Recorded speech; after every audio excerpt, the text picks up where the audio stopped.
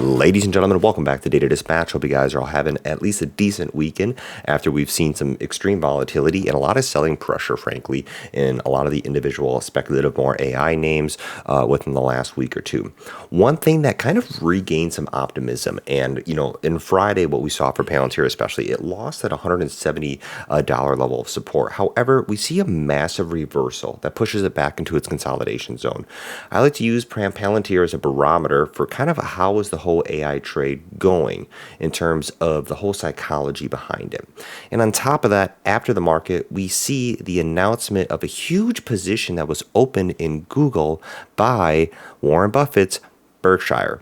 And why this is very interesting, because typically his whole career has been a very value-oriented investor, opening up a very large position in one of the Mag 7s that's very incorporated into the AI trade during this very large bull market. So we're going to be talking about that also with some other big CEOs making some different types of statements and kind of currency, currently also where's the cryptocurrency market that we're seeing with Ethereum, what's happening in BMNR. So if you're new or returning viewer, hit the like button, subscribe for daily videos. We're trying to hit 30,000. Let's see if we can do it. Pop it up on the screen here.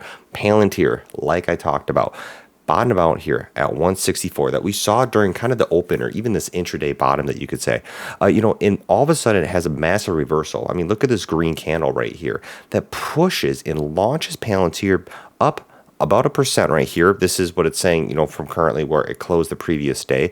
It was larger than that, back into this consolidation zone. And Palantir loves to hang out in this space between 170 and 184. We've seen that from the breakout to 207 after earnings. Of course, we had the whole Burry short report that really spooked the whole market and brought a lot of uncertainty. Of course, also on top of him closing his fund. And you see Palantir that tests that 170, dips down here to that 165 basically. Also, of course, there's some de-risking that we're seeing that's going on across the market. But I do like the reaccumulation into this volume zone, into this large base here. Palantir likes to trade here. It's very resilient. And we even see a push in the after hours. It'll be interesting to see how this opens up in the overnight session tomorrow. We'll be talking about that tomorrow. But even at 175.50. On top of that, you see the S&P 500 that's actually been relatively resilient too.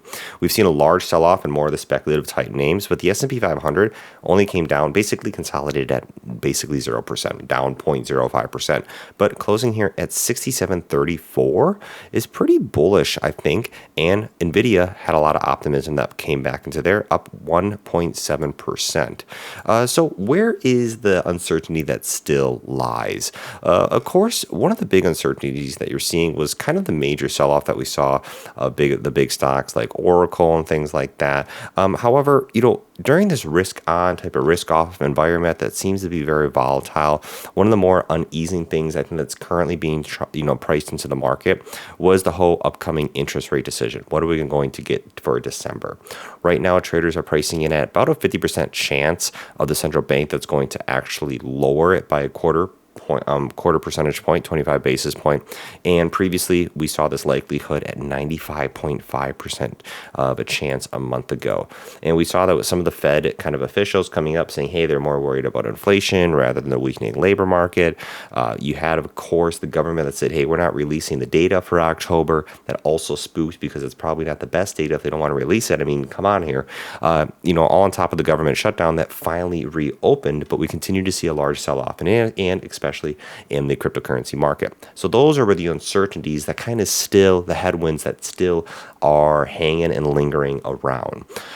One thing that I do like though, with the probability now less than 50% chance for a rate cut, depending if it happens or not, is that's currently kind of being priced into the market with the cool off that we are seeing. And hopefully that does continue as the market now at least has the government open to have more direction on which way to move. In terms of, let's talk about Warren Buffett right here. Just filed this portfolio update. They opened a $4.3 billion position in Google. You can see right here with the opening at $4.3 billion, and they bought 17 million common shares for a percentage of the portfolio, 1.62%. This is very, very surprising, I think, to the whole market out there, especially as him coming in to opening up a position at Google at these current prices. Because what you see with Google right here after we saw that announcement, closes here at about 277, launches up here, closes in the overnight, basically after our session at 287 when this was just at 277, so up about another $10. On top of that, what you're seeing regarding the AI trade, people talking about this here with Sundar, Elon Musk saying it's mind-blowing, how much money is being spent on AI compute so fast, but still many orders of magnitudes to go. And he says here, between abundant sand, plenty of sun and space, literally saying we're going to be trying to generate some power in space to put it in. We can do it. Wow. This shows you here the major CEOs of these companies are showing that the demand for compute power is still astronomical. And this is because the compute demand for the AI infrastructure already now is limited. When these chips continue to become more advanced, the AI compute is going to be more demanding and more competitive, which are we in some type of a bottleneck here? Down the pipeline, the issue is power. And this is where you're looking into the whole mining companies turning into AI powerhouses because they currently have the power. And it'll be interesting to see what happens. But nonetheless, these are big reassurances to me personally, in my opinion, that this AI trade is still here. And you're seeing here large funds, institutional money, Soros Fund Management here massively increasing Amazon stake by 482%, Google by 2,300%, and Apple by 1,500. This runs a $5.1 billion portfolio across 124 different positions. So you're seeing large institutional investors that are still accumulating a ton of the large Mag 7 stocks, the big tech stocks right here, even though we've already been seeing lots of headlines trying to call the top. Yes, we could still continue to see a little bit of a breakdown. We could still continue to see some breathing in the market. But we've seen a decent amount of breaking, especially with some of the bigger names. And of course, some sectors are still probably in a bubble. I've never been a fan of quantum because I missed the original before it was in a bubble, the initial run-up. And right now, these prices are just too high for me to fully support it. So, some sectors I personally believe are in a bubble. But the AI trade is very interesting, especially since you've had things like IREN that have gone from 76 down to 46 now. You've seen things like Cypher that have popped up here to 25, now down to 14, under $15 for Cypher right now, which is pretty crazy. You see Nebius has gone from 140 all the way down to 83, and CoreWeave. So this AI data center trade, a lot of these names have taken like a 30 to a 40% beating over the last few months, which is really interesting. So we'll see what happens going forward. But, once this bottom comes in, or if the knife is still falling, that's where you could see the possibly risk on type of narrative that could come back into play. And if we look at the whole cryptocurrency market here, you're seeing, a lot of pain. Retail is being hit hard, especially with Bitcoin here, now under 100,000 at 95,000.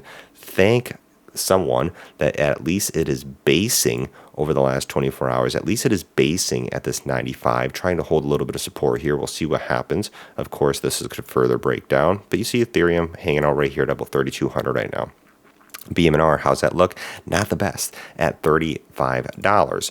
But one thing that we are seeing, even though retail seems to be selling a ton, we see a lot of retail investors that are currently being shaken out.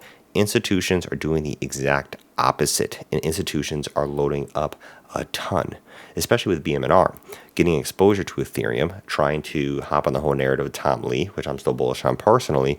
But in the last week, you've seen BlackRock disclosing, 177 million exposure, Vanguard, ARK, Morgan Stanley, and Charles Schwab, all disclosing positions into BMNR. Institutions are loading up here, 338 that are long and 2 that are short of the 360 institutional owners. What this shows me here is that big money is loading, getting ready, as we're seeing these prices that are continuing to be beat down, trying to accumulate at these low prices, looking for whatever that next catalyst is. Is it the question is, hey, is it a matter of, how are we going to time this out? Or is it going to take some time, but will it eventually happen? Where you see Tom Lee's calls for Ethereum at 7,000, still calling the S&P 500 at 7,000 by the end of the year. It'll be interesting to see what happens, but nonetheless, some of these kind of risk to reward ratios are starting to become more attractive in my own personal opinion. So we'll see what happens with it. Catch you guys tomorrow once we see the overnight session that opens up. Let me know what you think about these prices and with the recent positions that we've seen from the large funds. Peace out, take care, and I'll catch you guys later.